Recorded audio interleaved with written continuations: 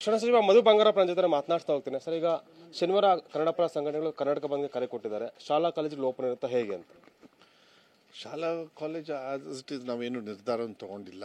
ಅದನ್ನು home department ಅವರ ಒಂದು ಕನ್ಕರೆನ್ಸ್ ತೊಗೊಂಡು ತೀರ್ಮಾನ ತೊಗೋಬೇಕು ಅಂತೇಳಿ ನಾನು ಹೇಳಿದ್ದೀನಿ. ನಾಳೆ ಬೆಳಗ್ಗೆ ಒಳಗೆ ಒಂದು ತೀರ್ಮಾನ ತೊಗೊಳ್ತೀವಿ, ಮೋಸ್ಟ್ಲಿ ನಾಳೆ ಬೆಳಗ್ಗೆ ಒಳಗೆ.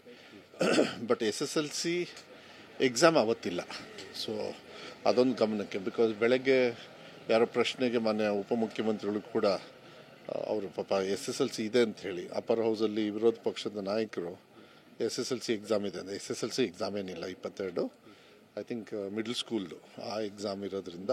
ಬಟ್ ನಿರ್ಧಾರ ನಾಳೆ ತೊಗೊಳ್ತೀವಿ. ಯಾಕೆಂದರೆ ಬಂದಿಂದ ಮಕ್ಕಳಿಗೆ ಯಾರು ತೊಂದರೆ ಕೊಡಲ್ಲ. ಅದು ಪ್ರಾಬ್ಲಮ್ ಇಸ್ ಟ್ರಾನ್ಸ್ಪೋರ್ಟೇಷನ್ ಇಲ್ಲ ಅಂದರೆ ಮಕ್ಕಳಿಗೆ ತೊಂದರೆ ಆಗುತ್ತಲ್ಲ, ಅದನ್ನು ಯಾವ ರೀತಿ ನೋಡಿಕೊಂಡು ನೀವು ಹೇಳಿ ಅಂತ ಹೇಳಿದೆ. ಅದನ್ನು ನಾಳೆ ಐ ಥಿಂಕ್ ಅಧಿಕಾರಿಯವರ ಹೋಮ್ ಡಿಪಾರ್ಟ್ಮೆಂಟ್ ಜೊತೆ ಮಾತಾಡಿಕೊಂಡು ತೀರ್ಮಾನವನ್ನು ತಗೊಳ್ತೀವಿ. ಈಗ ಸಾರಿಗೆ ಜೊತೆ ಮಾತುಕತೆ ನಡೆಸಿದ್ರೆ, ಯಾಕಂದರೆ ನೀವೇ ಹೇಳ್ತೀರಿ ಈಗ ಟ್ರಾನ್ಸ್ಪೋರ್ಟ್ ಕೂಡ ಇಂಪಾರ್ಟೆಂಟ್ ಇರುತ್ತೆ ಅಂತ, ಮಕ್ಕಳು ಶಾಲಾ ಕಾಲೇಜಿಗೆ ಹೋಗಬೇಕು ಅಂತಂದರೆ.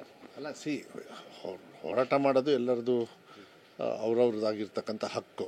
ಆ ಹಕ್ಕಿಗೆ ನಾವೇನು ಇದು ಮಾಡೋಕ್ಕಲ್ಲ. ಆದರೆ ಇಂಥ ಸಂದರ್ಭದಲ್ಲಿ ಸರ್ಕಾರಗಳಿಗೆ ಒಂದು ಮನವಿ ಏನಂತ ಹೇಳಿ, ಮಕ್ಕಳಿಗೆ ತೊಂದರೆ ಆಗೋದು ಬೇಡ.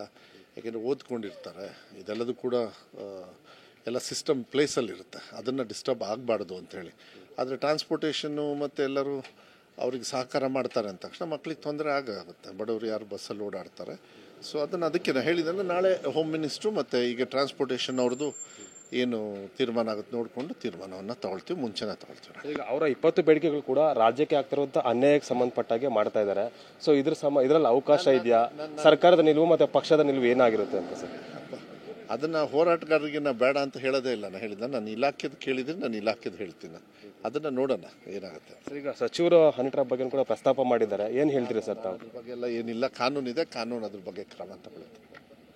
ಇದು ಕೂಡ ಶಿಕ್ಷಣ ಸಚಿವ ಮಧು ಬಂಗಾರಪ್ಪ ಅವರ ಸ್ಪಷ್ಟವಾದ ಮಾತು. ಕ್ಯಾಮ್ರಾ ಪರ್ಸನ್ ಮಾಂತೇಶ್ ಜೊತೆ ಅನಿಲ್ ಕಲ್ಕೆರೆ, TV9 ಬೆಂಗಳೂರು.